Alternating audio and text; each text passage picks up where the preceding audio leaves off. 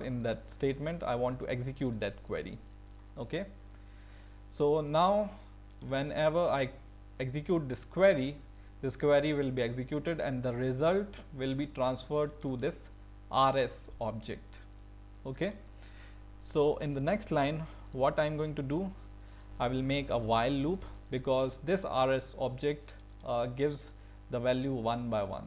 So I will use while, and I will close this while loop here, and I will copy this rs, which is the result dot, and then I will write next.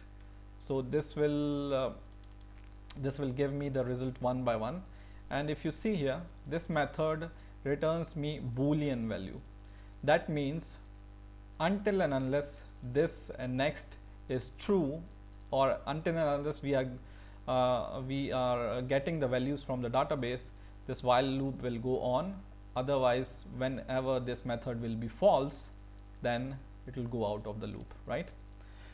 Okay, so in this while loop, what I'm going to do is, first of all, above this while loop, I will create integer int count is equal to 0. Okay, and this count, I will, in the while loop, I will increase this count. So I will write count is equal to count plus 1. You can use other type to increment this, like for example count plus plus. So it depends upon you, right? For now I'm using count is equal to count plus 1. Okay, and then depending upon the count I get, I want to show the messages. So this count, I will tell you why I have done like that, but I want to show the message on the basis of count first. So if this count is equal to 1, this will be double equal to, right, is equal to 1, then I want to show the message here. I will copy this j option pane dot show message dialog in the if condition, and I will say this one, user name and password is correct. Okay, and else if I get the count greater than 1,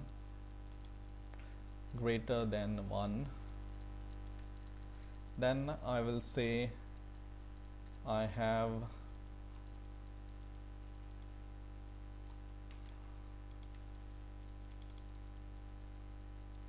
duplicate user and password.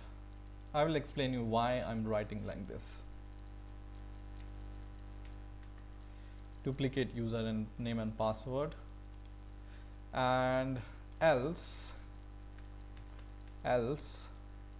I want to show username and password is not correct. So I will show the message username and password is not correct. Okay, and I will also show you maybe some message like try again or whatever. So why I have declared this count here is, so once this query is passed and username and password, it checks from on the basis of whatever I enter in these text boxes, text box name for the username and text box name for the password, and it will keep the result in this rs, and whenever whatever result rs, this counter will increase. Okay, so if our result, so whenever we pass the query we get the result, and if we get only one result, that means it has matched the username and password, because we only have one result as a result. That means its username and password is correct. If we get no result, then we say username and password is not correct. But if we get multiple result greater than 1, that means there is some mistake, there are duplicate username and password in our database. Okay, so I will explain all these condition, or I will show demonstrate all these condition one by one when I run the program. But the one of the most important thing is, whenever you write a query and execute a query, you need to close the connection after you execute the query.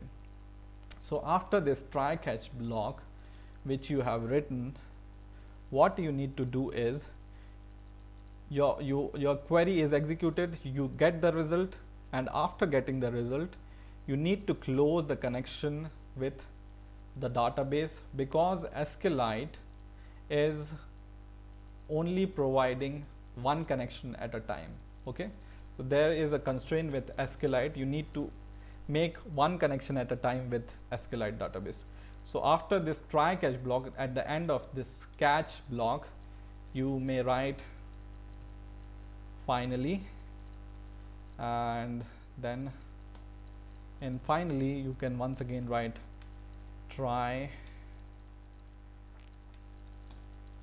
and catch,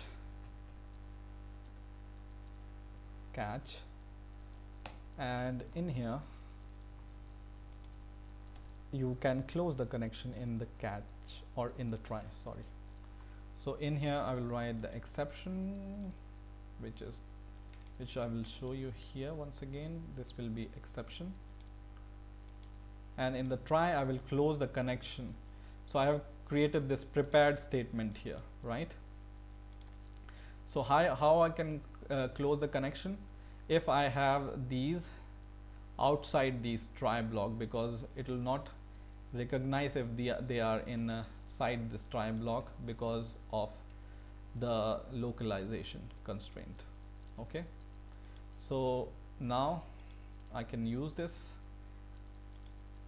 prepared statement like this, and if it's not showing, unhandled exception.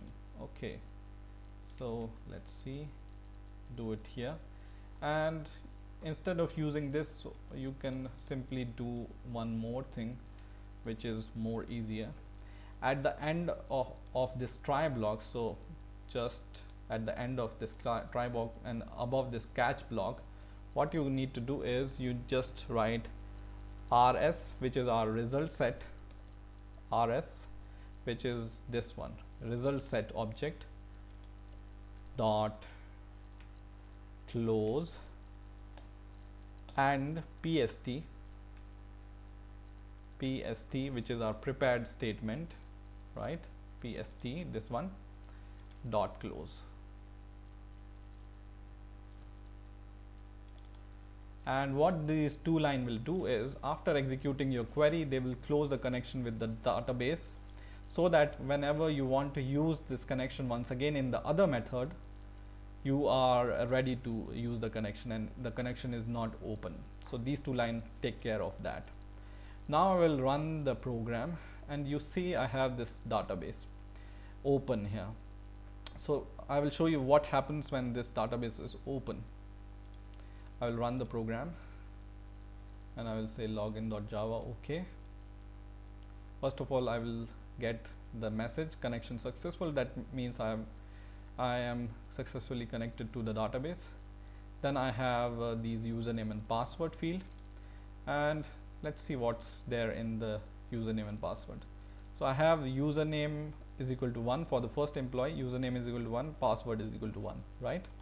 So I enter this username is equal to 1, password is equal to 1, and you see here this my password is masked with this dot symbol because I have used password field for that.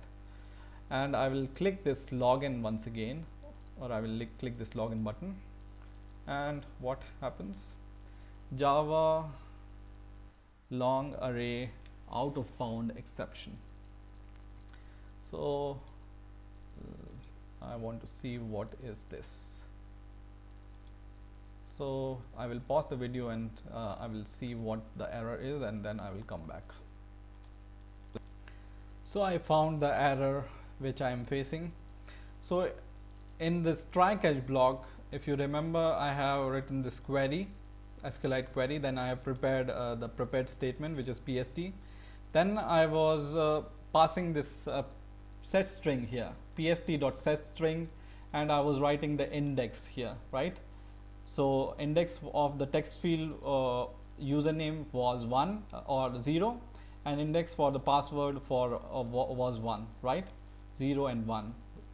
So I checked it, and this index starts from a 1, not 0. So this should be 1 and 2. Okay, so this index should be 1 and 2, not 0 and 1. So username for index username starts from 1 and password will be 2. Okay, now when we run the program once again, run the program, connection successful. Let's see what username we have. Username 1, password 1. Okay, I'll write username 1, password 1. Password is masked. Login, username and password is correct because it matches the username and password from here. Now suppose we enter some random username which is not there in the database. Okay, I will just click this, and now you see the message username and password is not correct, try again. Okay, I will try again. So if you see here,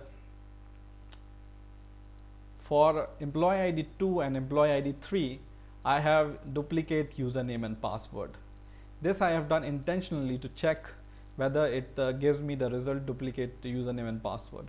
So I have for employee ID 2, username and password 2 and 2, and same for employee ID 3, 2 and 2, username and password. So I will write username 2, password 2, and let's see what happens. I get duplicate username and password. That means the username and password for employee ID 2 and 3 is duplicate, so they has to be changed. So we have successfully created a login page using our window builder GUI application in Java, and maybe in the next video I will show you some other useful tricks with window builder. So I hope you will watch the next video. Please rate, comment and subscribe, and bye for now.